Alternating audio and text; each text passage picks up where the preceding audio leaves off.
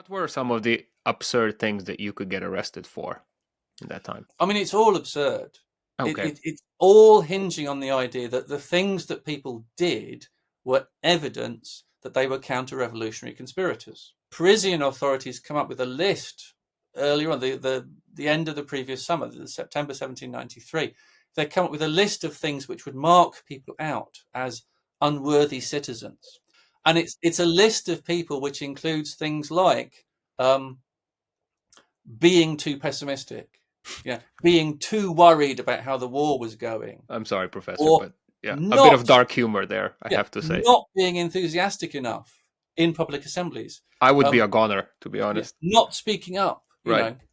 claiming that you had nothing to say. This was itself evidence that you were secretly a counter-revolutionary. Ladies and gentlemen, we are back with David Andress, Professor of Modern History at the University of Portsmouth, for part 2 of the fantastic conversation about the French Revolution. Professor, like a pair of seasoned screenwriters, we concluded the last episode with a massive cliffhanger.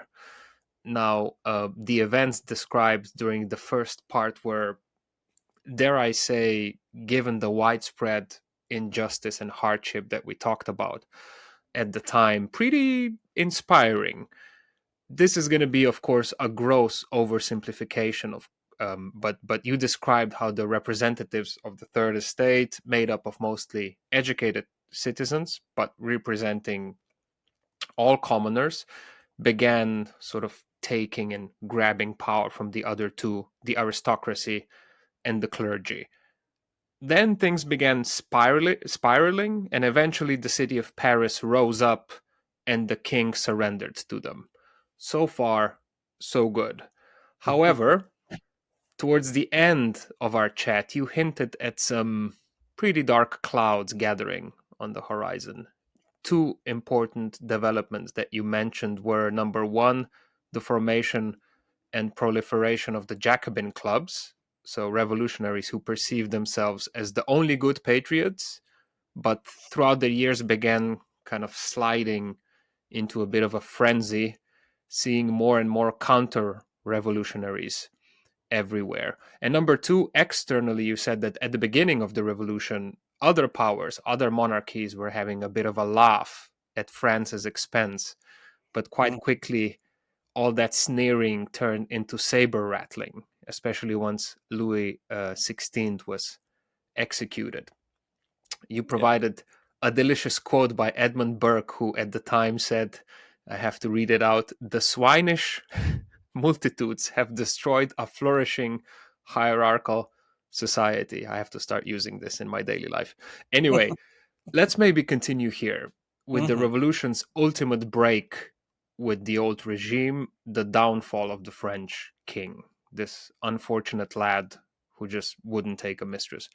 How does he get into such a pickle? Well, I mean that's going to be quite a long story. I mean, one of the things that again we need to remember about the French Revolution as a historical episode um, is that I mean on the one hand it evolves very rapidly, and on the other hand it evolves over several years. Right. So the sort of political positions and reflections that people are having by 1792 are almost completely unimaginable 3 or 4 years earlier. And it's because of the way that politics has evolved over those years that you end up with that situation. I think one of the key ways of thinking about what happens in general between 1789 and 1792, 93 is to see the different dimensions of, as it were, misunderstanding or incomprehension or ideological conflict. You've got from the very beginning, a very straightforward conflict between people who see themselves as the revolutionaries and people that they see as the counter-revolution. That, I mean, as we talked about last time, the storming of the Bastille happens because there is a counter-revolutionary coup attempted, and the Bastille is stormed to defend against it. So counter-revolution is always real. One of the king's brothers is already outside France after July 1789, and that brother, the Comte de Provence, is constantly agitating to destroy the revolution, agitating that his brother, the king, is effectively a prisoner, needs to be rescued, and so on and so forth. And a lot of people within the social elite inside France are essentially sympathetic to that view. So there is always a counter-revolution. And there is always the patriotic view that this must be fought against, that the French have gained their liberty, and that is something to be defended. One of the paradoxes that you'll see throughout is that even a lot of the most radical sentiments that evolve over the following years are essentially defensive. They're essentially pinned onto the idea that something foundational was achieved in 1789, and it's defending that really matters. What that means in practice, what that means in terms of constructing a future, they're much less clear about, but they're very clear on that threat to those foundations. And the other dimension, the sort of up down on the map that we might draw as opposed to the left right, is that what's actually being built from the summer of 1789 onwards is a really quite authoritarian, top-down, centralized state that, you know, we would like to think of the French Revolution as being essentially libertarian. You know, it's liberty, equality, fraternity. This is what it's supposed to be about. But when we explore what that means in practice, it means that the revolutionaries in the National Assembly, the ones who are writing the Constitution, are imagining their country, their fellow citizens, as people who need to be governed, people who need to be controlled. And there's all sorts of levels at which this is perceptible. One of the key things that will disturb the revolution throughout these years is a really hostile attitude from the political elite to the rural population, to the peasantry, who are the majority, who've made this sort of spectacular revolution in both words and actions in 1789, throwing off the yoke of feudalism. And right through into 1793, the political elite will keep trying to impose new burdens of taxation on them, will keep trying to get them to carry on paying their feudal dues, because that money is an investment. Those are middle-class savings that they're trying to do away with. And there's a complete lack of comprehension from the centre to the periphery about what life is actually like, and how grateful people should be for their liberation, which often doesn't feel like a liberation if you're being ordered to carry on paying money to your feudal lord, because that's now become, as if by magic, a capitalist debt. So there's all sorts of things like that going on. And the constitution that's actually being constructed, although it uses elections to fill offices, to have village mayors and district councillors and all sorts of public officials, it uses elections, but it understands voting and serving in these positions as essentially obligations of citizenship rather than rights and entitlements. As the revolutionaries write this new constitution, they're writing a vision of citizens taking part in voting, not to express political opinions, not to have views, but just to pick the best people to do these essentially administrative things.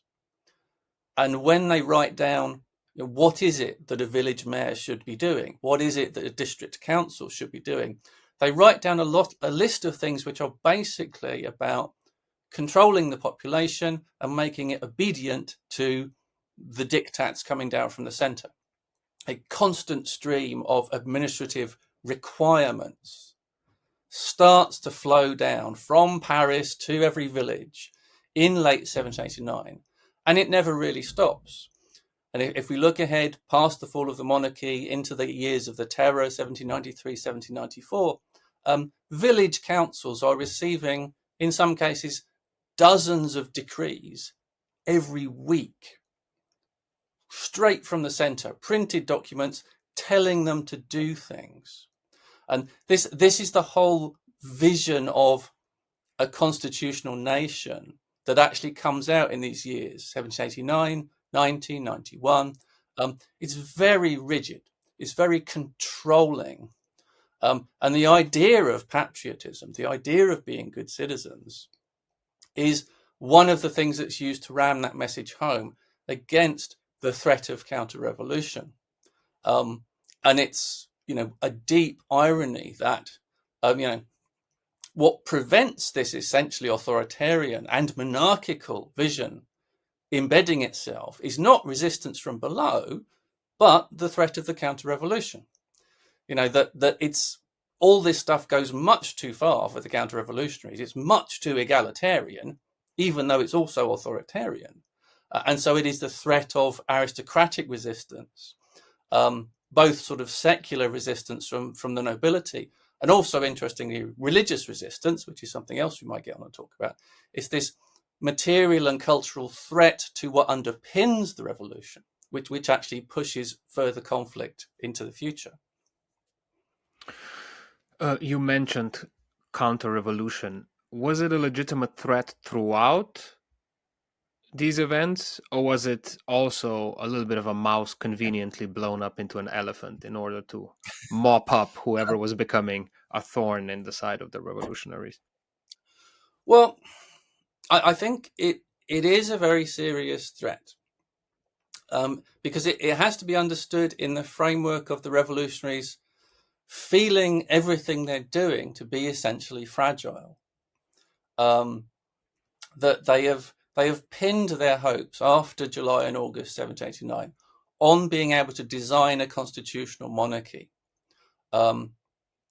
because not having a monarchy is almost literally unthinkable. It would bring instant civil war. It would bring instant foreign invasion. It's just unthinkable.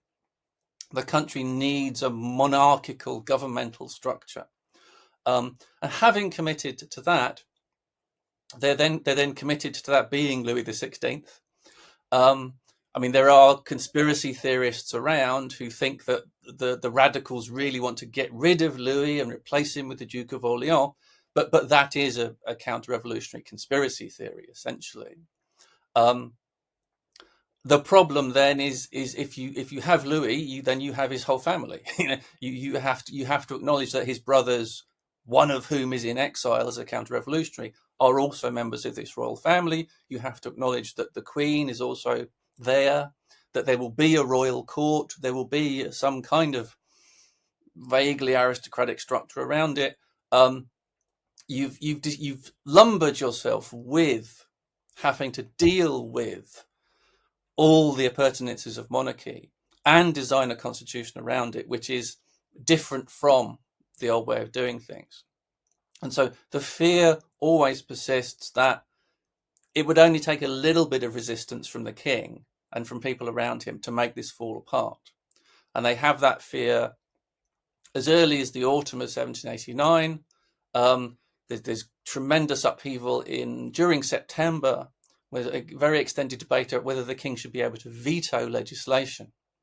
And they end up giving in this compromise thing called a suspensive veto, which means they have to pass laws 3 times over 6 years to override his veto.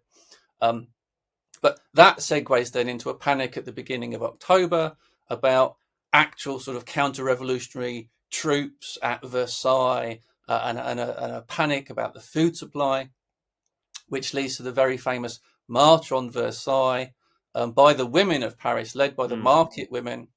Thousands of women and men, the revolutionary militia, the National Guard, march from Paris to Versailles and basically force the revolutionary leadership to persuade the king to move from Versailles back to Paris. The idea that this will force his hand politically, and it will also improve the food supply, that the king is a sort of totem, a guarantee that Paris can't be starved Because he's there. Because he's there. There is a suspicion that, hunger in Paris, high food prices, these are always suspected to be a conspiracy, a plot. And so it goes. So already you've had huge change forced on the revolutionary landscape in late 89, by fear about what's happening around the king, by popular initiative, by the demonstrating power of the crowd. And Louis does move to the Tuileries Palace, and the National Assembly moves after him and sets itself up so that politics moves from Versailles to Paris emphatically. But then they carry on trying to build the constitution, but it's only a couple of months later when there is another counter-revolutionary conspiracy, which seems to be an actual plot by a chap called the Marquis de Favras to rescue the king and queen, to smuggle them out of the city to safety, where they can help overthrow the revolution. And this is not a very serious plot, and Favras is detained and tried and executed for it, but it implicates the king's brother in support for it. So these things are going on all the time, and you have the whole next 12 to 14 months through to early 1791, where the king is just there in Paris, nodding along, signing decrees. Everyone's hoping that he turns out to be the keystone of the constitution, but all at the same time, lots of other things are happening which call that into question.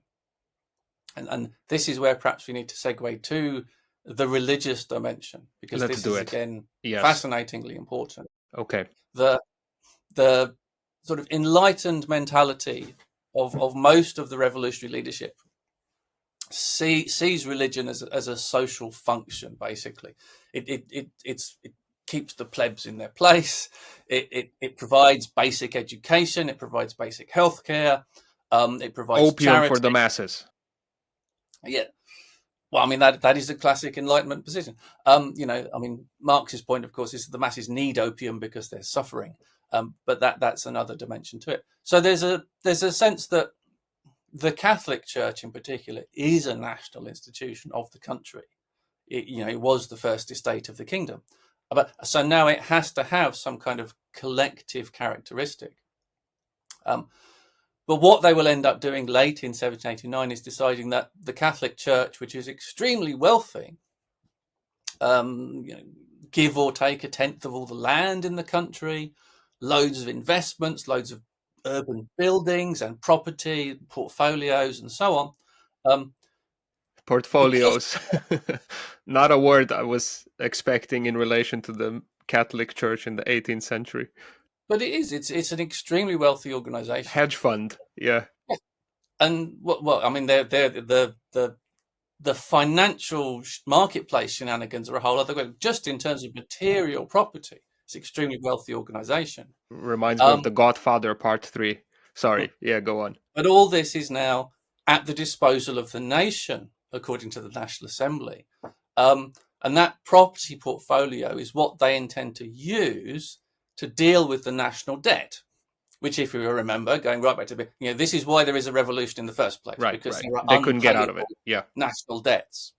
So that material debt crisis is always there in the background, and the revolutionaries decide they're going to basically nationalize the property of the church, turn the clergy into salaried state employees, and then take that property, issue bonds which are called assignats on the overall value of that property, use those bonds to pay the state's creditors, and then they can use them to buy the land of the church. And so the state's debts gets liquidated into a transfer of property from the church to individuals.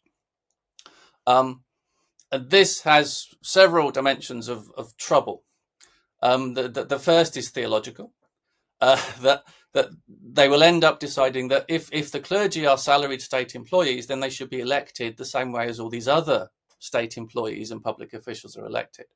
So they put the appointment of parish priests and bishops inside this essentially secular structure of public election, which would involve people who are not even Catholic being able to vote on these things, and hence violating the very obvious rules of apostolic succession, particularly for bishops. And this is sort of theologically implausible from the point of view of many Catholics. And it's also implausible for all kinds of other reasons when they start reorganizing the church, because now they want to rationalize its structures. There are far too many bishops in France. They can get rid of a third of them at least. Geographical rationalization is another thing they're pursuing relentlessly through this period. So you'll end up with a situation where the clergy as a whole find themselves at odds with this process. And many of the clergy start to see this as the essential evil of the whole revolution. More conservative-minded clergy start to talk about the satanic inspiration of all of this, and their resistance spreads to their population, to their flocks, to their So they're preaching about it every they're Sunday preaching about during it. They're Mass. preaching back to their own church. They are forming networks about this. And by the end of 1790, this is such a problem for the National Assembly because the clergy are a vital connection between centre and periphery. The church and weekly services are a part of civic life as well as religious life in the village. It's where people find things out. The clergy read them letters and things. This is their long-term role, which is only partly replaced by Quick secular life. question: were Yep. most of the peasants literate at that time, or no? Not most. I see. I mean, it's not a sort of society which is mired in mass illiteracy. But certainly there are regions where you'd say that the majority of peasants in any particular village probably can't read. So Some can, but some can't. right. So It's even in not this, yeah. it's not one or the other. So even in So this case, they were dependent on priests to yeah, relay information from the center to yeah, them. from the centre. I mean, this is one of their roles under the old monarchy is to do this, Right. and it's only been partly replaced by mayors and councils and so on. But by the end of 1790, the National Assembly decided they need to shore up this whole system. They need to shore up the system of the assignat, which is their currency now. They're issuing paper money, basically, to pay for their everyday needs. People are using it as money. And the value of that depends on all these transactions with the church going well. So they decide that the clergy have to take a loyalty oath at the end of 1790 and into 1791. And what will happen then is that half of the clergy will not take that oath, will refuse it. Several tens of thousands of people across the country, in areas of the West and the South, 3/4 or more of the clergy in those areas refuse to take this oath.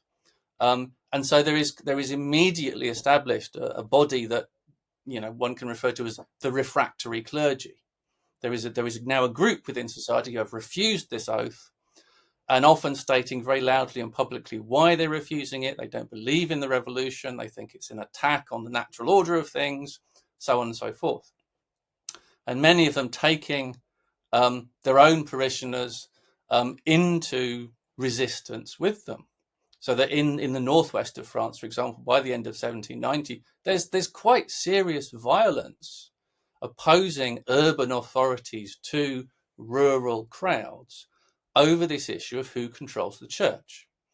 And it's also wrapped up with other things like very aggressive tax collecting and a general urban sense that the peasants are scum and that having them at the end of a musket is the best place to keep them. Real kinds of nasty, gritty tensions in society there. But they are playing out then at this level, which makes this about revolution versus counter-revolution. What's the Pope saying about all this? The Pope is very unhappy. I can imagine. The king, the royal family, want papal advice before they decide whether they're signing on to all this business. And there was a whole episode in early 1791 where the king's maiden aunts try to go on a pilgrimage to Rome to ask the Pope what he thinks and are not allowed to leave the country. When the Pope does opine in writing around about Easter 1791, he again is against this, naturally, because it's a flagrant violation of the apostolic succession of bishops and a flagrant violation of the institutional independence of the church. Of course he's against it. He's also against it because, like a lot of people, he's starting to think it might actually be the work of Satan. That religious theological sense that what the revolutionaries are doing is so extreme, so crazy, that it has to be about a kind of devilish inspiration. Rises over the years ahead. But what all this means, coming back to the main question, is that Louis XVI is put in an impossible position. Again. Poor lad. Poor chap. He's really bad at coping with these impossible positions. But by early 1791, and we know this from the correspondence, particularly of the Queen, the King and the Queen are plotting the overthrow of the revolution. They are plotting the overthrow of the revolution through means of an escape from Paris, to flee towards the eastern frontier, to meet up with the loyal senior leadership of the army. That they also believe, and they're very wrong about this, that the rural population in general will be on their side. But from about February 1791 through to June, they are actively plotting this escape. And then on the night of the 20th, 21st of June, they actually carry out this escape. They flee the city in a carriage which turns out to be much too slow. And they end up being stopped at a place called Varennes on the road to the eastern frontier, where they're physically confronted with the fact that these urban townspeople, provincial townspeople, will not let them through, despite the fact that the king, throws off his disguise and is revealed to be the king, and they're all very respectful of him as the king. I see. So they're wearing disguises in the hope that nobody would recognize them, but people recognize them? The disguise is basically, false papers. A mustache. Well, this is, one of the legends about it is the idea that the king gets recognized because his picture is on the assignat. The paper money has a picture of the king on it. So they are circulating through everyone's hands. But he's been written down on this passport as one of the servants of a lady who is traveling here. But anyway, sorry, the king has a passport. Falls away. Like a fake passport. No, not a passport as we'd imagine it now. Yeah. But to travel around in France in general, one needed passports in a generic sense, ID, which would be documents of some kind. I see. From an authoritative figure, and in this case, it's the one of their servants has taken on the role of, I think, a Russian noblewoman. And then the rest of the royal family are written down in this passport document as her companions and servants, to sort of throw everyone off the scent. But obviously that has to be abandoned once the king is physically recognised. And then there is this agonising process whereby he and the royal family are prevented from leaving by larger and larger groups of people mobilised in from the countryside to this small town, at the threat of the king leaving. That this is understood immediately as a threat, as a betrayal, to the revolution, as a threat to their safety. It cannot be allowed to happen. And the really interesting political dimension of this is obviously back in Paris, there's been hideous panic and recrimination and everyone blaming everyone else for what happens. But the leadership of the revolution at that point in time, who we could broadly refer to as moderate Jacobins, in this sense, that they're desperately trying to make this centralized constitutional monarchy work. In order to deal with the fact that the king has left, they are forced to declare that he's been kidnapped. Because if he hasn't been kidnapped, if he's left of his own free will, they can't make him come back. They can't hunt him down. He's the king.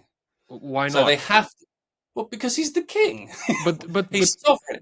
But provincial urbanites physically stopped the king from leaving.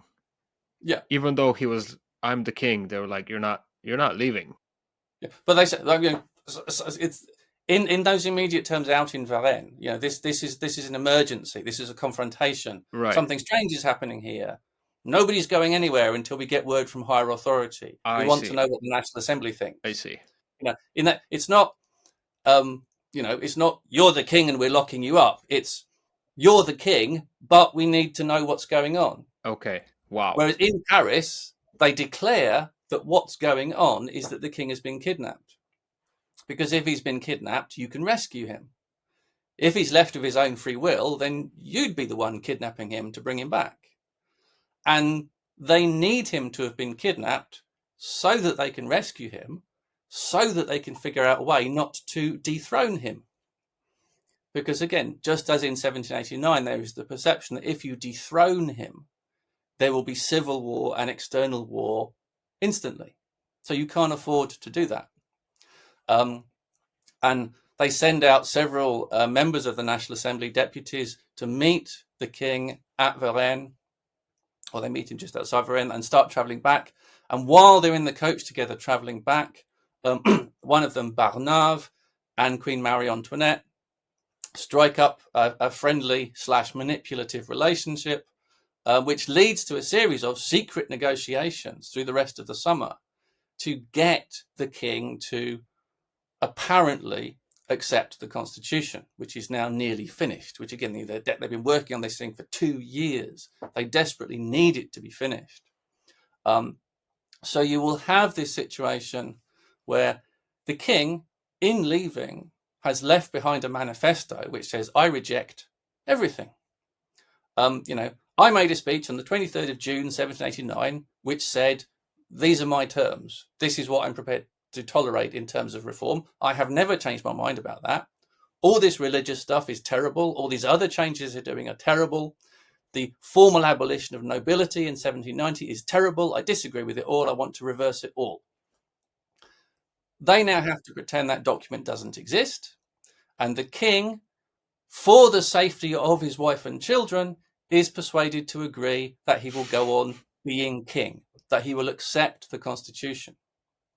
And that's what happens in September and October 1791. There are new elections, there's a new legislative assembly, and the constitution starts functioning. But it is obviously doomed to fail. It is it is a throne of lies in contemporary terms. The king doesn't believe in what he's doing. The queen is actively plotting with foreign crowns for counter-revolution. The revolutionaries don't believe in the king's goodwill. They just don't know quite what else to do. And the more radical Jacobins in the summer of 1791 had started to demand a referendum on whether they needed a king at all. But the moderate Jacobins repressed that violently, which is another dimension of conflict that's happening. So the country is going to become a constitutional monarchy in late 1791. And within weeks, the king is going to be forced to use that veto that they gave him, because the radical Jacobins in the new legislative assembly push forward legislation to punish the émigré, to punish the refractory clergy, and the king feels he has no choice but to veto it. Block it, yeah.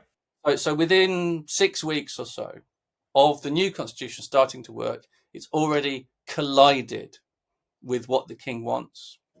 And for the next 6 months, the pressure is going to be for there to be actual war. The people, the radical leadership in the Legislative Assembly, people we call Brissotins, because they're associated with the journalist Jacques-Pierre Brissot, are declaring that the only way to sort this out is to cleanse the frontiers of the emigrated aristocrats. There are by now thousands of nobles, many of whom are military officers, camped outside the frontiers, particularly in the Rhineland, supported by local rulers, supported implicitly by the Austrian Holy Roman Emperor. And the agitation now is for there to be a war to sort this out, or at least to use the threat of war to force the dispersal of the émigré, to remove their military threat. A war with whom, exactly? Well, I mean, again, the Holy Roman Empire being what it is, there are very many local princedoms and so on. So, one of the things is simply to threaten military action against some of these smaller territories where the émigré are actually living. But the idea, that idea expands until, what they will end up doing in April is declaring war on Austria. Which is interesting because it creates a northern theatre of war, because modern-day Belgium is Austrian territory at this point. It creates an eastern theatre of war because they're invading that Allied territory along the Rhine to try and disperse the actual émigré. And it creates a more general sense that they've gone to war against one of Europe's other great powers, which necessarily then involves all the other great powers in thinking about what they're going to do. So that's part of an escalatory process that started. The other interesting thing about the process that brings about war is that after 3 years of revolutionary upheaval, there's an astonishing range of opinion in France who do come around to the idea that war is going to sort something out for them. That they've tried to sort out their internal politics amongst themselves, but somehow they can't seem to do this without a resort to force on a wider scale. And the craziest vision of this is with Louis and Marie Antoinette themselves, who think that what should happen is that a war should be allowed to start, and then France should lose it, and then in losing the war, they will regain power. But you also have what we might call sensible centrists, people around the Marquis de Lafayette, for example, who's been a very prominent figure in the early years of the revolution. People who've been actually involved in governmental ministries now, people saying that war would bring social discipline back. It would allow them to control these mad radicals. Paris is now seen as being full of mad radicals, always agitating for crazy. What, with sort of like a military dictatorship, or just more well, generally? Wartime conditions would impose social discipline. Order, right? Yeah, there would be the smack of firm government, and if we might even be able to put some of these people in the army and get them shot, and this a general sense that social discipline could be created by war, and then there are the radicals themselves who are looking for further liberation through war. Even some of them not just about sort of preserving the situation in France, but some of them even talk about exporting French values now. There was an unsuccessful kind of brother revolution in the Austrian Netherlands in late 1790. So you now have a lot of sort of Belgian refugees in France agitating, saying, help us, let us go back and liberate our countrymen, let us become like you. There is a kind of expansionist edge to some of this thinking as well. So all sorts of different forces within France are saying, war is going to get us what we want. Yeah. And again, interestingly, one of the people who stands out against this most strongly is Maximilien Robespierre, who's going to be the archpriest of terror in the years ahead. But he's someone who's been a forceful Democrat in the National Assembly, always making an argument for social equality, political equality. And he's now a journalist, and he is writing about the threat of war as itself essentially a conspiratorial danger, that war is a trap. He is intuiting, again, the royal position on this, that powerful people want France to go to war, they intend France to lose that war, and they intend to destroy the revolution. Not far off the mark. He's not far off the mark, but he's very isolated in this view, because most of the other radicals think that France is undefeatable, because it has been liberated, because its citizenry have been imbued with patriotic power. The fact that a lot of the military officer corps have run away doesn't matter. That war will be victorious. I mean, just sort of classic pre-war optimistic mongering, right, going on. So France will then enter wartime conditions from April of 1792. And those wartime conditions then shape everything that happens after that. War is disastrous in the short term. The French troops are not invincible. They are pushed back on the frontiers. Blame for all of this is quite reasonably laid at the door of central government and the monarchy. And over several months of accelerating agitation, the perception that it would be possible to have a republic, to simply depose the king and not just have another king or a regent or something, that rises up in the most radical patriotic circles. In Paris, you have neighborhood councils that are called sections, and they take on a very, very vigorous militant patriotic line, because their organisation as National Guards, as actual sort of armed battalion of militia, is also part of their identity. So they're both sort of military and militant, always willing to think about an armed solution to these problems. And as the war continues to go badly and political agitation gets higher and higher, by early August, France is now also at war with Prussia. They've joined in the war, and the Austrian and Prussian leadership have explicitly threatened the destruction of Paris, as well as various other things, if the revolutionaries don't surrender to Louis XVI. They've explicitly positioned the war as a war between revolution and counter-revolution, and threatened mass death to the civilian population if they don't give in. So things have got very ideologically crunchy. And in the first week of August, there's a very, very widespread agitation in Paris that the only way forward is an overthrow of the monarchy, which happens on the 10th of August, and is again an intriguingly ambiguous event in its own right, that the king is actually persuaded to surrender himself to the Legislative Assembly with his family before any violence occurs. There is a march of troops towards the palace, thousands of revolutionary mobilized National Guards. There is a military garrison at the palace, particularly the Swiss Guard.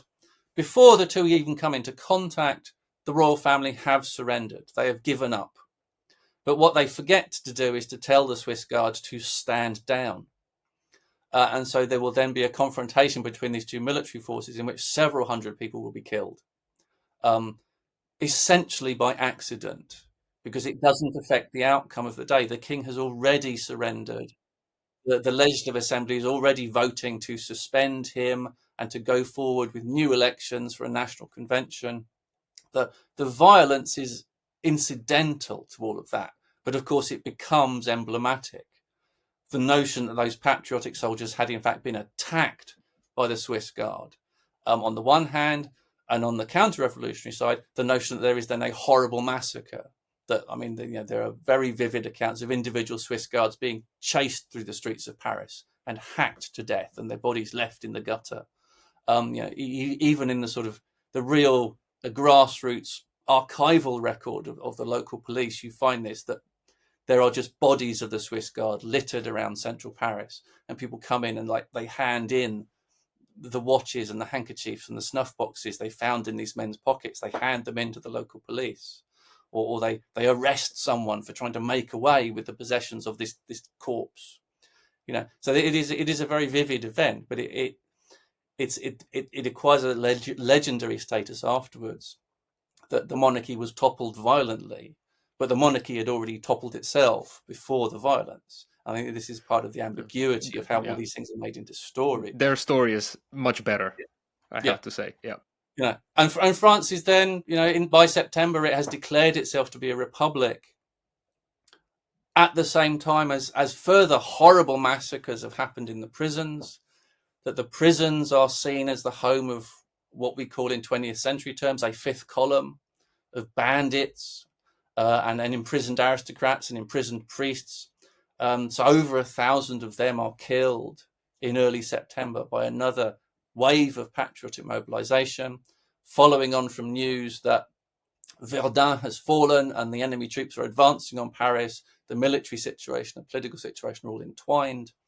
And then the Republic is declared at almost the same moment that the French troops triumph in the Battle of Valmy, pushing those advancing enemy troops into retreat, securing the future. So there's this tremendous moment in late September when the declaration of the Republic and the physical safety of France are brought together at an emblematic moment. And it seems like they're able to make a new start. All right, we have to conclude Louis' story, though. You said that at the beginning, not having a monarch was unthinkable. How does the unthinkable finally happen in the most brutal way possible, of not just deposing the king, but chopping off his head? Yeah. Well, this is again the situation that the revolutionary leaderships find themselves in, is constantly working through situations that were previously thought to be unthinkable and having to think their way through to conclusions.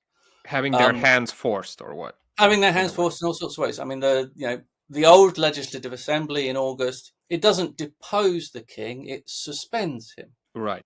suspends him from When office. the Republic is Yeah, established. but then, Right. but no, but before the Republic. So in August, he's suspended from office because that's as far as they can imagine going. Okay. Then there are new elections. There's a national convention.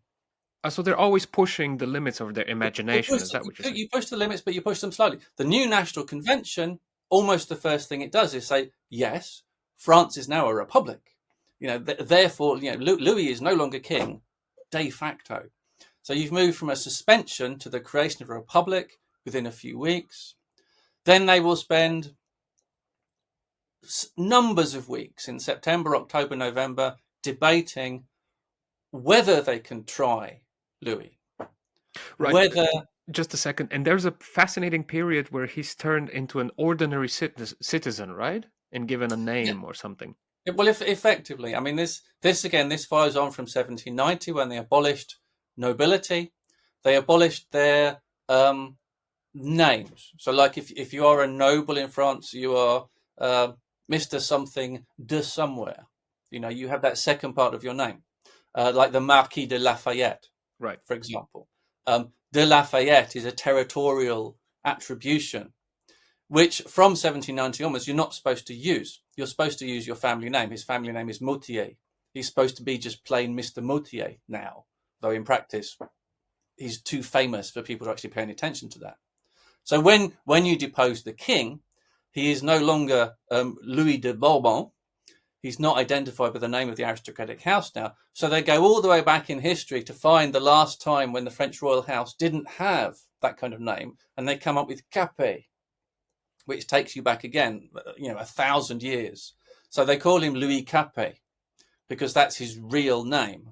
Monsieur Capet. Monsieur Capet, yes, exactly. That is his name now. And I mean, again, of course, this is partly just nonsensical grandstanding. I say, nobody's actually famous by their aristocratic name, was ever called anything else. But it's trying to make that point that he's not anything special.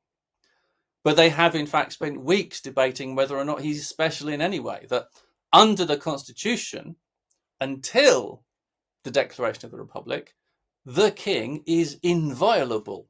It says so in the Constitution. His actions cannot be challenged. His person cannot be detained. So therefore, that is problematic when you want to put him on trial for things he did while the Constitution was in action, because the Constitution says you can't. And they're all lawyers, and this exercises them tremendously.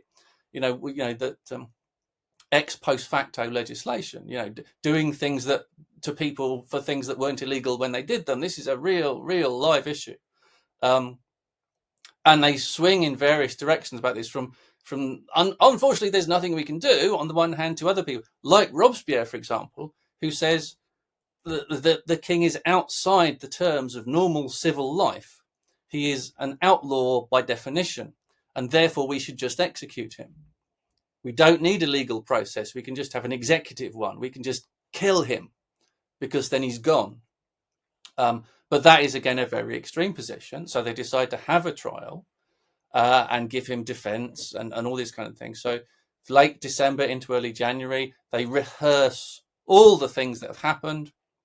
This is helped by the discovery in the palace of a secret cupboard, the iron cupboard, in which the king has kept and rigorously documented all the ways he hates the revolution, all the things that was real. Sorry? That was real. That wasn't a That was plan. real. Yes, I mean it was a tremendous revelation when it happened. It's very dramatic, exciting news. But yes, authentic documents. This was the king's personal archive of what they intended to change back, and all the correspondence that's been going on with other people. Okay, so there's no dispute that he's guilty of the things he's essentially charged with. The question then becomes, what do you do about that? And this is where revolutionary politics, Republican politics, is also itself starting to split open. Yeah, these disputes that you had earlier on between moderates and radicals, these are just getting worse and worse.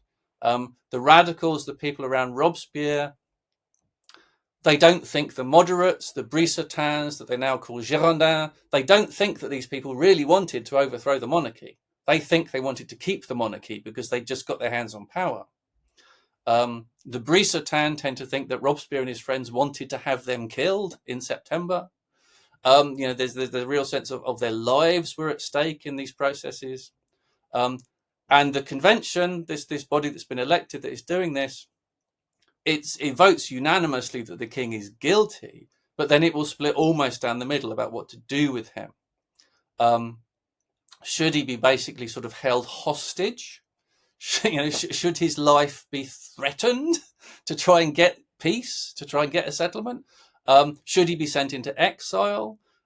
Should he be executed now? Should he be sentenced to death and that sentence suspended for blah, blah, blah, blah, blah? Should all of this then go to a referendum? Should there be an appeal to the people about this? And there's frenetic debate about this.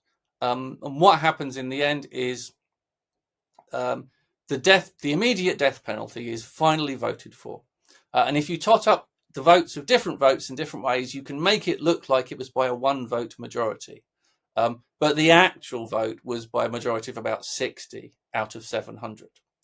So the convention was radically split, but there was a clear majority for on the part of radicals. Yeah. But all this has revealed just how far apart the two sides of the convention are about what to do. And Louis goes to his death on the 21st of January. There is, again, emblematically, yet another royalist attempt to rescue him on the day itself. The Baron de Batz, who's a famous counter-revolutionary adventurer, tries to stir up the crowd spontaneously to sort of rush the scaffold and rescue him, but gets absolutely nowhere and has to run away. I love these. He is executed.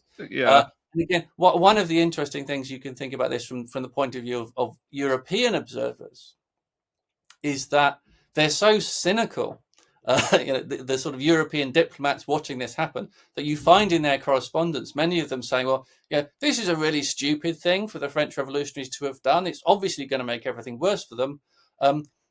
Therefore, probably the Austrians were paying for it.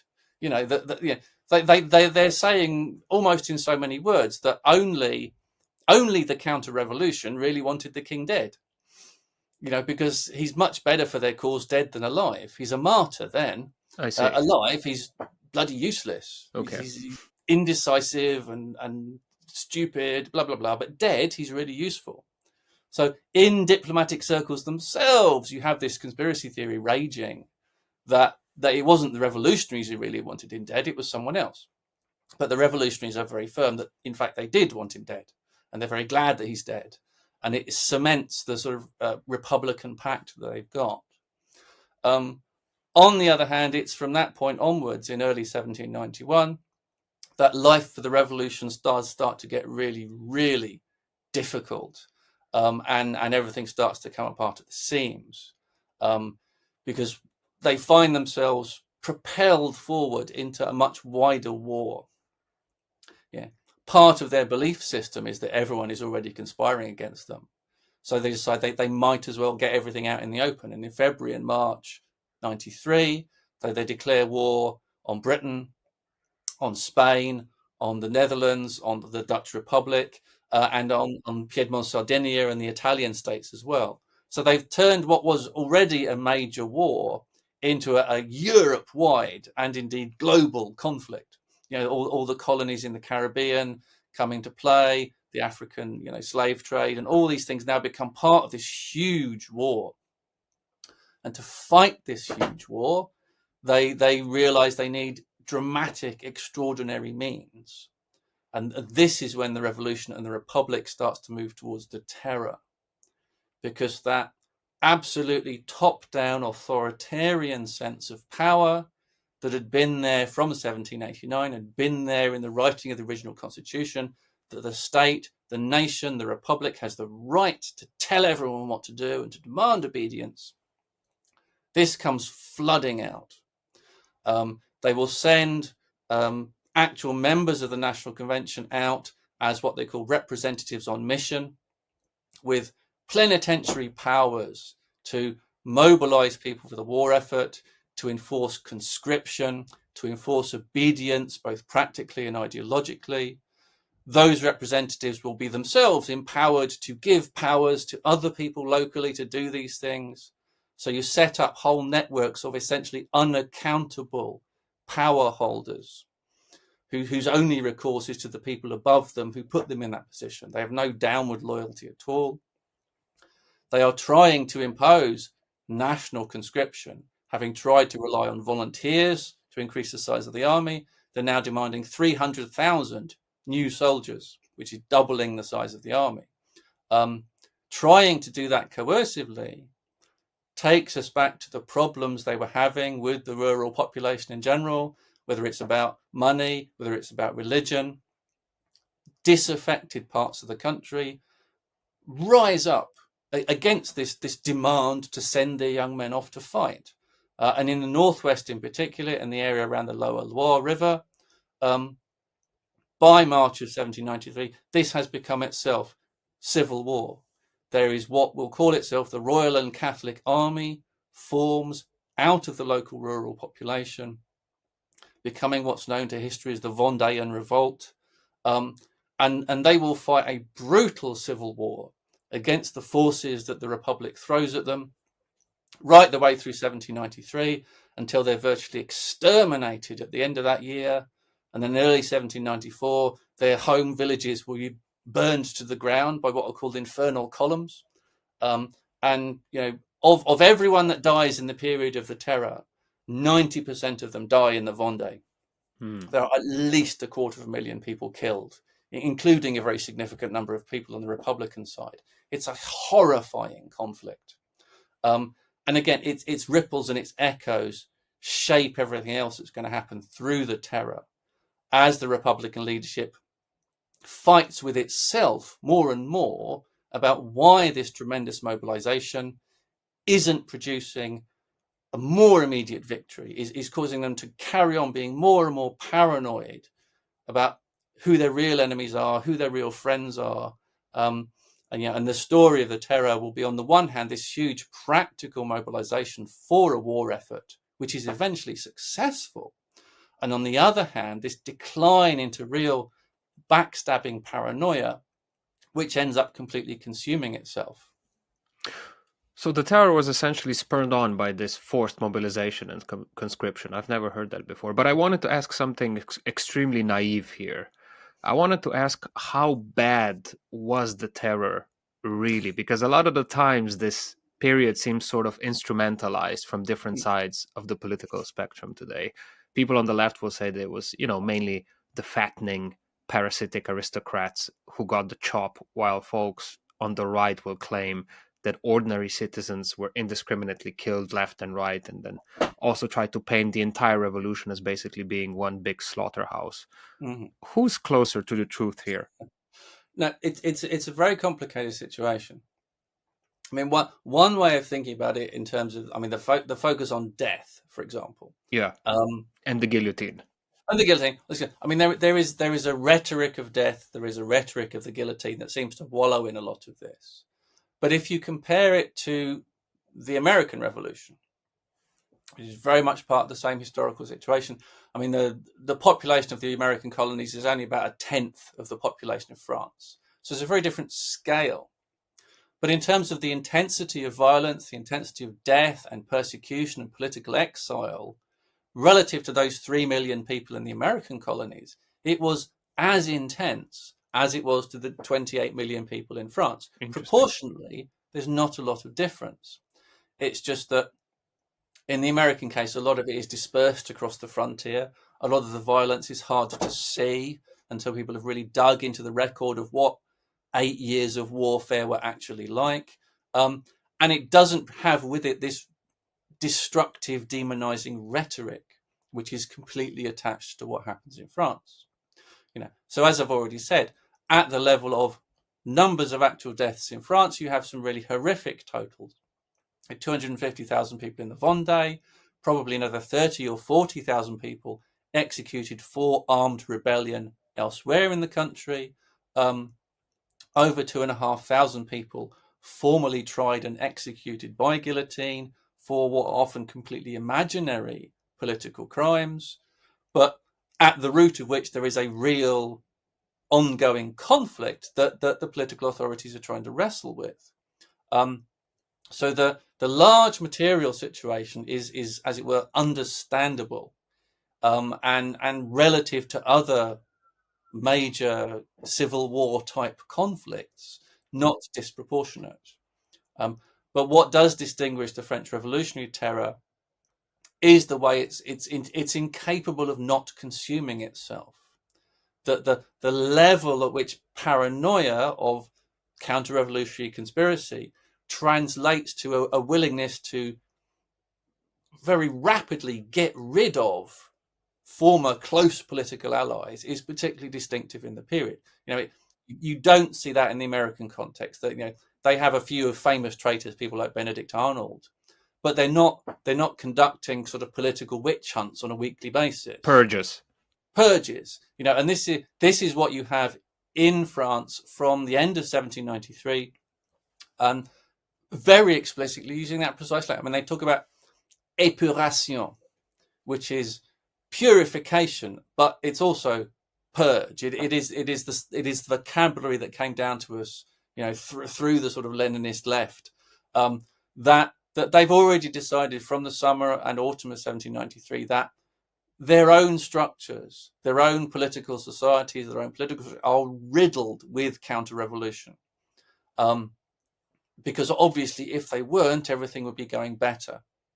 This is the paranoia. It just works it through. Month after month, they are finding reasons to treat disagreement of one kind about political tactics, military tactics, strategy, to treat disagreement as evidence of latent counter-revolution, and to pursue people for that, and to imprison them, and to put them on trial, so that, by the end of 1793, they've locked up a significant proportion of the officer corps, for example, and they're starting to think that actually the rot goes all the way into the heart of the political class.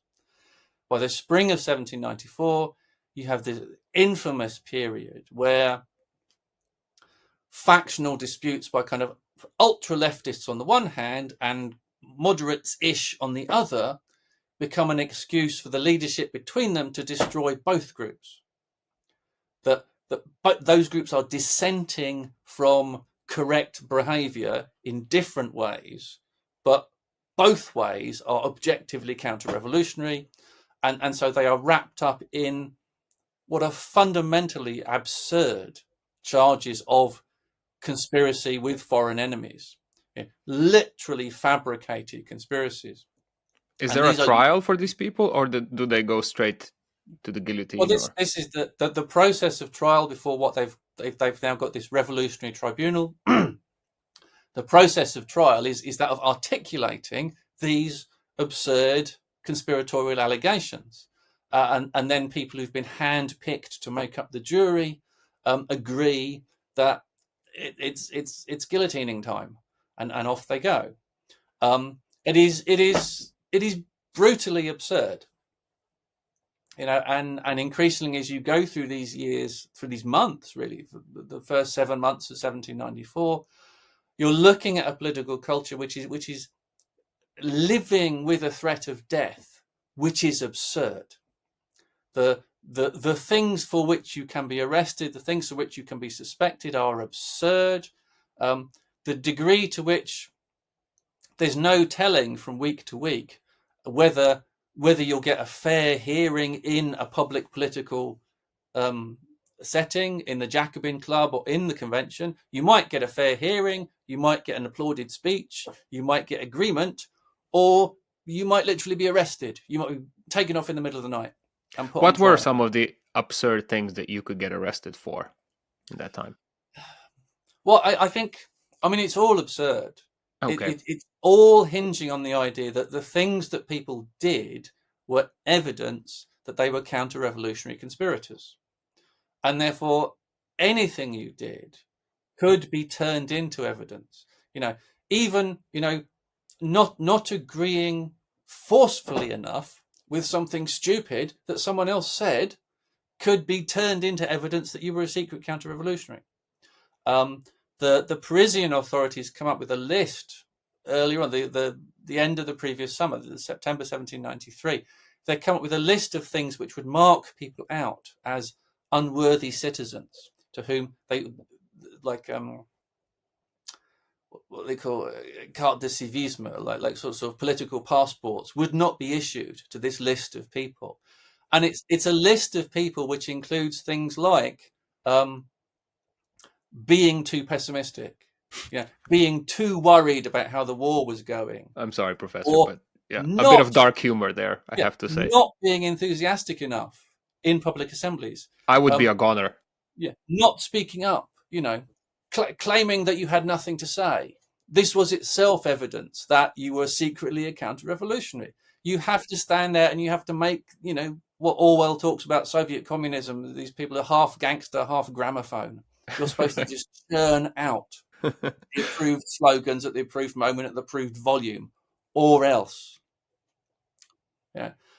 But the deeper absurdity of all of this is it's always already breaking down. It's not like Soviet communism. They can't keep it going for decades. It breaks down by June and July 1794. Just one quick question. Was Yeah. anybody at the time at the top going like, hey fellas, I think we're overdoing this a little bit. I think this is getting a little bit absurd. Would this kind of articulation already mark you out for persecution and death? Well, this is exactly how it ends.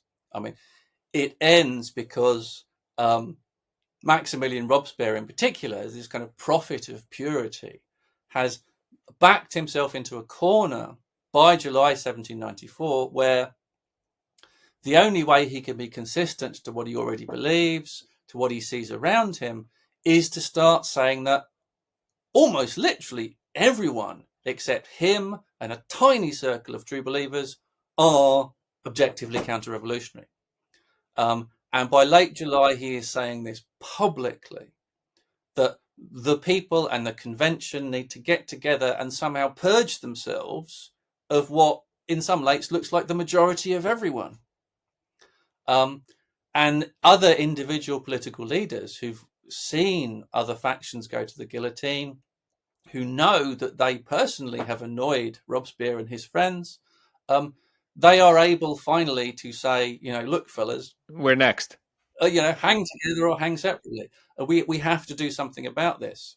And the final ultimate absurdity is that what they do, what happens on the 9th of Thermidor, and particularly in the days afterwards, after Robespierre is safely dead, is that they will accuse him of being that thing that everyone else was accused of being.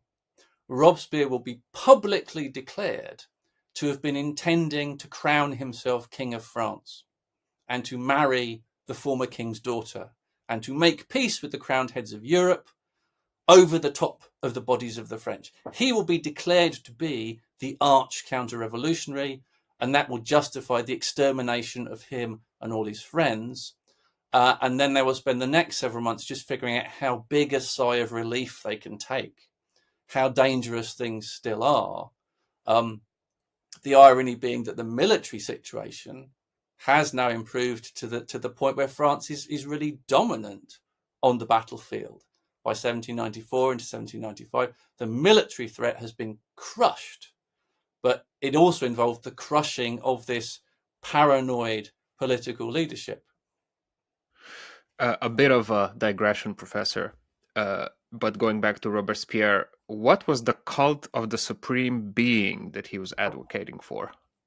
Right. Well, this, again, the whole religious question has continued to agitate the revolution. By late 1793, some people on the radical side have decided the logical answer to the fact that all these priests hate us is that we declare religion to be an abomination. that Catholicism in particular, but Christianity in general, revealed religion in general, is nonsense. It's the conscious articulation of oppressive myth to keep the people down. And there is quite a vigorous movement in late 1793, which is later called de-Christianization, didn't call itself that at the time, but these de-Christianizers really want to build an atheistic public culture. And this is where things like the invention of a republican calendar come in these months, that Year one. you move away from a calendar which is completely defined by a religious liturgy, that the 7-day week and the Sabbath and Lent and Advent and all these kind of things. You found a calendar in nature, so you come up with lots of sort of, very vague allusions to the weather and the cycle of the harvest and so on, and you design a whole calendar around that. And instead of the 7-day week, you have a 10-day week, which is a very middle class thing to think, because it means workers have to work 9 days before they get a day off instead of only 6. They never really figure out what they've done there. But the end of 1793 sees this real drive towards actual atheism as state policy. But Robespierre, as a follower of Jean-Jacques Rousseau, is very much more attracted to the idea of natural religion, of deism, of the idea that you can separate all the churchy stuff from the basic fact of there being a benevolent deity. And he and other slightly more moderate people are also conscious that the overt atheism thing is really, really never going to wash with the peasantry, with the majority of the population. You can't make France atheist overnight. So they will come up with, in the spring of 1794, the cult of the supreme being, which is really a sort of compromise measure. It's intriguingly kind of moderate, given everything else that's happening around, but to allow people the idea of public worship, to allow people the idea of the supernatural, and to recognize the immortality of the soul, as the decree puts it, and then to try and turn that into a kind of civic religion that celebrates all kinds of nice values. They're festivals of youth, festivals of old age, festivals of being good to your parents, festivals of all kinds of virtues.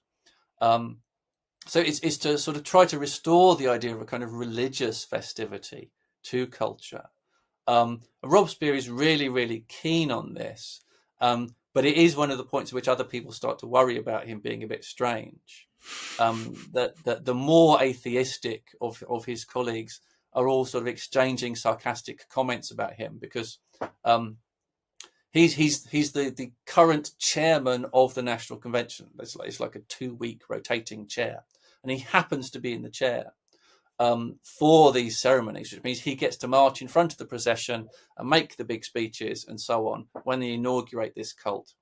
And there are people there in the background basically laughing at him and saying, "Oh, look, he's made himself Pope now." So from a political point of view, it goes very badly for Robespierre's image with his colleagues. It actually turns out to be quite popular in the country at large. Interesting. Precisely because it's seen as a rejection of atheism. It's seen by a majority of people as a turning back towards a religious attitude that they regard as more normal and natural.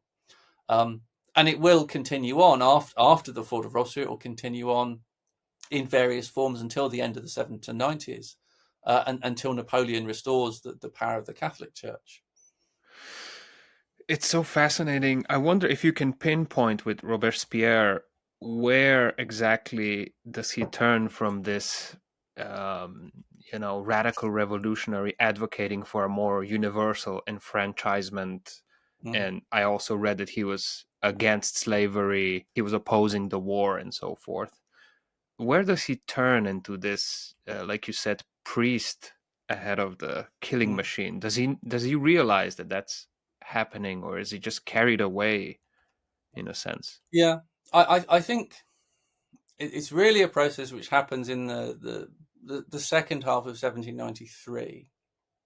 That he's always been someone who's understood himself as having a special relationship with the ordinary people. He's got this kind of idea that he's got his man of the people. personal metaphysical connection with them. I mean, he's not a man of the people in any other sense. He's a very kind of prissy, refined, delicate individual. Oh, really? He's not a drinker. He's not a man who likes laughing and joking. Danton, in that respect, is much more a man of the people in that sense. You know, he's a man who could have had a whole tavern in stitches, whereas Robespierre would have been hiding in the corner drinking lemon juice. A bit of an introvert. Very much an introvert, except when he has the opportunity to make very long speeches, which he also likes doing. But in 1793, this is the process that they've gone through. You know, after the war has been expanded, after these initial measures of the terror have been brought in, there is just so much continued betrayal. Those Brissotins, those Girondins, those moderate Jacobins, or what are now moderate Jacobins, they are mixed up in conflict with the ultra radicals. They end up getting purged from the convention, and they don't sit back and take that. Their confederates in places like Lyon and Bordeaux and Marseille, they start fighting against the central authorities. The Girondin leadership flee to Normandy, towards Bordeaux. They stoke up literally a second civil war on top of the other one that's already raging in the Vendée. And that will take another huge mobilization. That will take the siege of Lyon, a siege of Marseille, the reconquest of Toulon, where they've actually tried to surrender the French fleet to the British. The 1793 sees really tremendous acts of treason carried out by people who were Republican leaders. And tremendous acts of treason which are punished brutally with military suppression, with trials in front of the Revolutionary Tribunal in Paris, the execution of all these Brissotin leaders who go to the guillotine absolutely unrepentant, singing the Marseillaise. That sense that if they can be traitors, if they can behave like that, anybody can be. Right. And Robespierre's, his belief in purity, his belief in that people should be like him. They should be completely selfless. They should be dedicated to the people. When people start coming to him in late 1793 and saying, look, here's some evidence, actual evidence that other people in these ruling committees are corrupt. There's a huge financial scandal that sort of bubbles below the surface throughout these months. That there is real corruption there. And, you know, he's seen as someone to whom this can be confided. But then he's also mixed up in these attempts to suppress ideological opposition, to make people like his friend Camille Desmoulins stop publishing inflammatory things. And Camille will not stop publishing inflammatory things. So Camille will end up getting mixed up with Danton. After they've got rid of the ultra radicals and they get rid of the moderates, they will get rid of Camille, they will get rid of Danton, they will execute Camille's wife on trumped up charges of being involved in some kind of conspiracy. Yeah. Robespierre is plunging into this, you know, and you can wonder whether to a certain extent he has become sort of morally lost. You know, he has lost his way, that there is only forward, there is only assuming that everyone with initiative is bad, is capable of being bad. There is only that kind of paranoid attention. But that is the road he pursues. You know, he has become, by the last 3 or 4 months of his life, dangerous to other people, because he will accuse anyone of anything if he thinks it explains why everything's not going perfectly. Biographers will argue forever about to what extent his mental state is compromised, to what extent he's lost touch with reality. But his attitudes are also shaping reality. A lot of other people are going along with this until the moment where it looks like the laser beam, the eye of Sauron, has turned on them. And at that point, finally, enough of them can get together to get rid of him. And then it turns out that nobody was his friend. He is the scapegoat for everything, because, of course, he doesn't do everything. He wasn't responsible for the tens of thousands of people that were killed in Lyon or Marseille or anywhere else. He wasn't responsible for any of the corruption that went on. He's against all of that. He thinks people should have pure motives, but he becomes a corrupt monster because it's useful for him to be one. And a lot of what's gone on ever since has been people deciding whether to either excavate him from under that pile of abuse or just pile more stuff on top of him. So he remains essentially divisive. Oh, what a fascinating story. Um, all right. I'm sorry, I've taken up almost an hour and a half of your time. We slowly got to wrap up. We've come to the end of the terror. How do things stabilize? How does everything calm down? Why are not these people who just went through these events constantly looking over their shoulders if things are going to pick up again in this sort of a manner? How is the reign of terror coming to an end, basically? Well, the scapegoating of Robespierre Solve that problem. serves these very useful purposes. Right. It enables people to find something they can agree on, which means they don't have to look at their own behavior too closely. But that will remain fragile. Over the next year or so, there is a process whereby the very many people who've been detained as suspects, probably in one way or another, over 500,000 people who've been treated as suspects are let back into public life. People who've been expelled from the convention are let back into the convention. A lot of the Girondins' friends come back in. Different forces have different attitudes to forgiveness and vengeance. And then this is very problematic over time. And there will end up being quite a lot of vengeance, but it's sporadic. It tends to focus on relatively small numbers of leaders who can be accused of very clear crimes and tried and executed. The sense that they all have that there is a threat from below, that the radical crowd is still dangerous. This is reinforced by uprisings in Paris in the spring of 1795, and an elite consensus that needs to be rigorously repressed is again something that binds the political class together.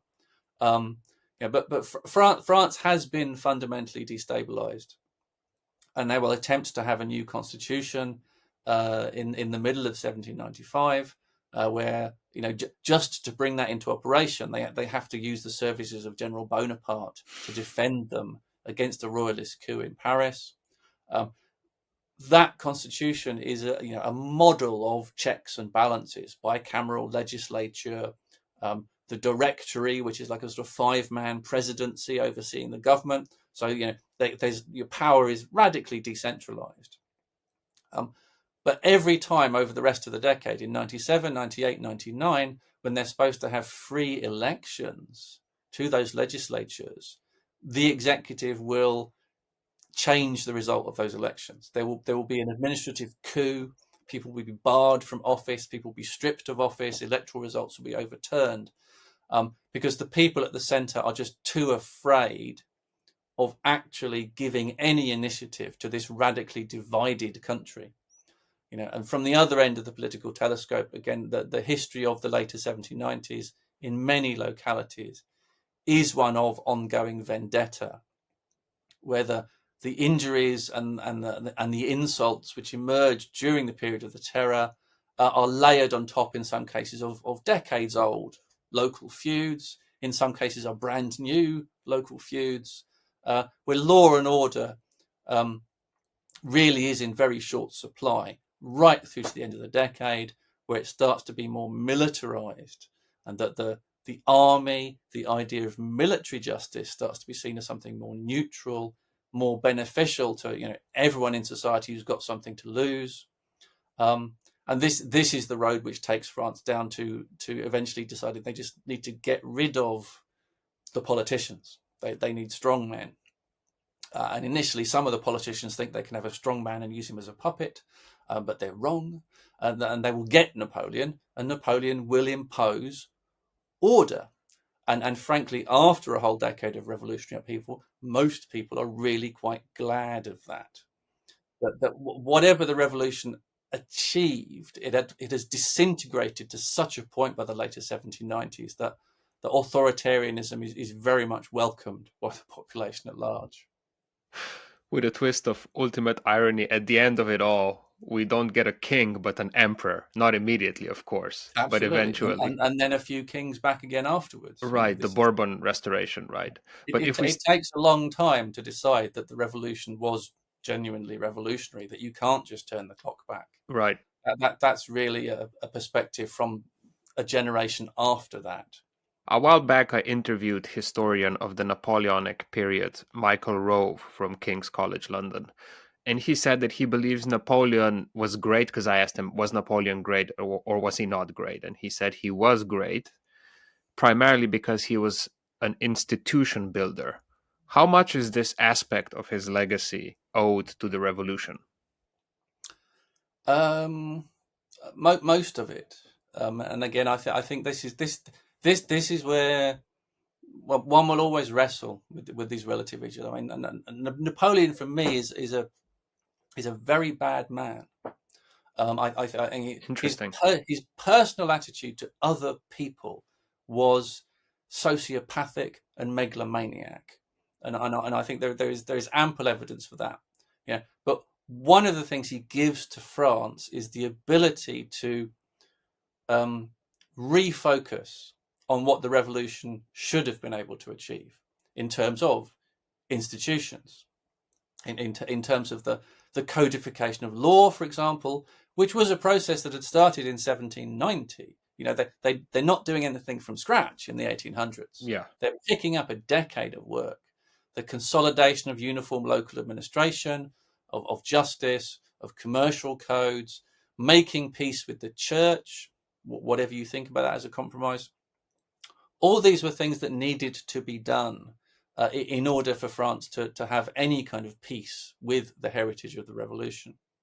Um, of course, a lot of the institutions Napoleon builds are essentially authoritarian, much more so even than the revolutionary ones. That election under Napoleon becomes offering him a short list of suggested candidates for a post, and he gets to pick. You know, it's absolutely reversing the logic of what election is in any meaningful sense.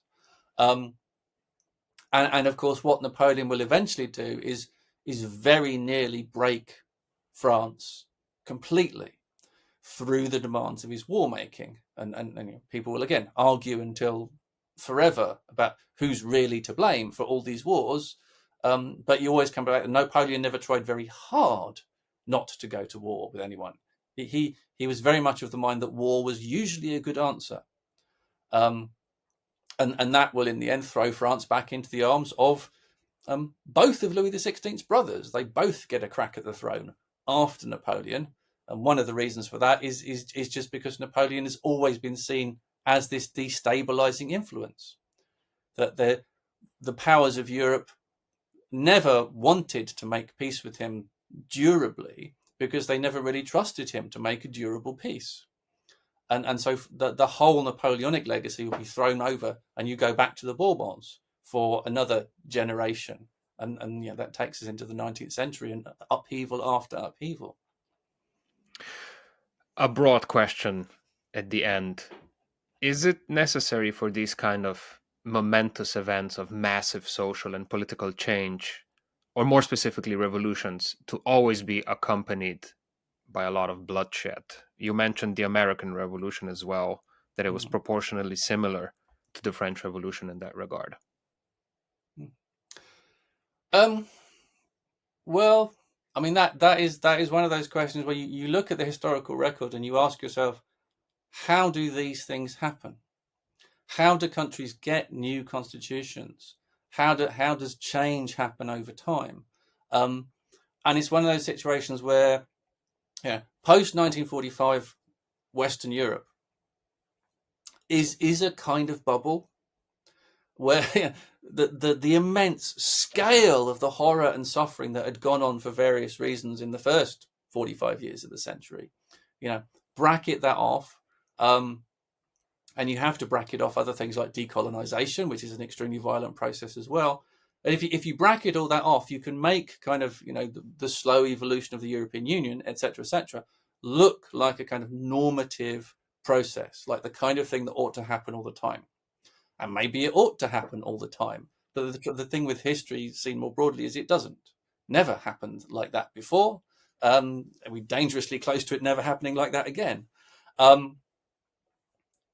Thinking about France in particular, applying that question there, what you're looking at, again, going back to 1787, 88, you're looking at collapse. What had happened in France by July and August 1789 was that state authority, all the things that make the everyday relationships between people, property, the legal system, the justice system, each other, neighboring communities, all those things had collapsed. They'd collapsed into something which for a lot of people felt horribly and dangerously like a state of nature, where taking up arms was the only option. And everything that happens in the revolution is, one way or another, an attempt to remedy that collapse. Now, what you think about that is very much dependent on your own personal ideological politics. I mean, the Ancien Regime monarchy was a hideously exploitative society. It oppressed the majority of its population overtly and shamelessly. It was better off gone. But practically speaking, getting rid of it brought horrors. And how far you accept that as worth the price is a fundamental political question that each person has to adjudicate for themselves. And what do you think? What do I think? But it's not a question that you can simply resolve, because these things are not simply, in my mind, worth it or not worth it. They are what happened, and what we're looking at in history, what I try to look at in history is to understand the extreme complexity of what happens when systems break, when people try to change things, the extent to which unintended consequences almost always overwhelm initial intentions. These are realities. It doesn't make sticking with what you've got necessarily the best answer, because that could lead itself to catastrophe. That can lead to a worse collapse down the line. Collapse is not necessarily avoidable. But I do, regularly come back to the point that, within any given society, we should always be very careful to try to preserve things like the bases of democratic freedom, because those things break in so many different ways. They were so difficult to establish in the first place. They required, historically, so much bloodshed that to think about throwing them away is a suicidal act for a society. And I'm deeply, deeply disturbed as we look around the world to see how trivially people treat the right not to just have arbitrary things done to them. People are far too happy with thinking about giving up that right for themselves, as long as they think someone they don't like will have some bad things done to them. And that is a recipe for disaster. And that is the recipe we are increasingly cooking up around us these days. Ultimately, we'll always come down to this question or sentence: you can't make an omelet without breaking some eggs, right? But then Indeed not. But then if you pour the eggs into the fire and end up eating the ashes, what have you really gained? all right, Professor, the very first question I asked you was if the French Revolution was indeed the most important event in European history, like one of my university professors once claimed. You assured me that things were a little bit more complicated than that. So at the end, let me try again with an even sneakier question. Please forgive me. If the French Revolution didn't happen, what would Europe and indeed the world look like today? It's a fundamentally unanswerable point, because one of the things the French Revolution gives us, through its own evolution, through what happens later under Napoleon and into the 1830s, it gives us the ideological spectrum through which we understand the world today. It gives us the concepts of left and right at a very trivial level, but it also literally gives us the ideologies of liberalism, conservatism, modern aggressive nationalism, and indeed socialism.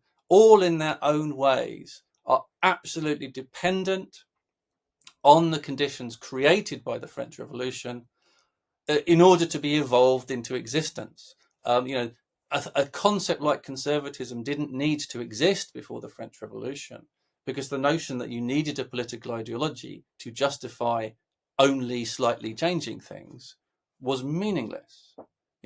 Revolutionary upheaval on the order that France brought about was not understood as possible, except in the kind of sort of the history of the Reformation, for example, kind of religious ideological fanaticism.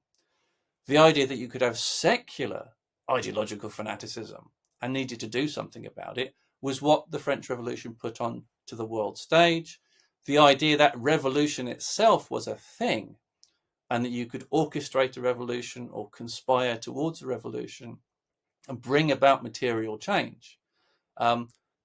The whole 19th century history of Europe is shaped by the attempt to revolutionize, whether it's in the name of a different social class, whether it's the name of different nations, whether it's in the name of other forms of liberation.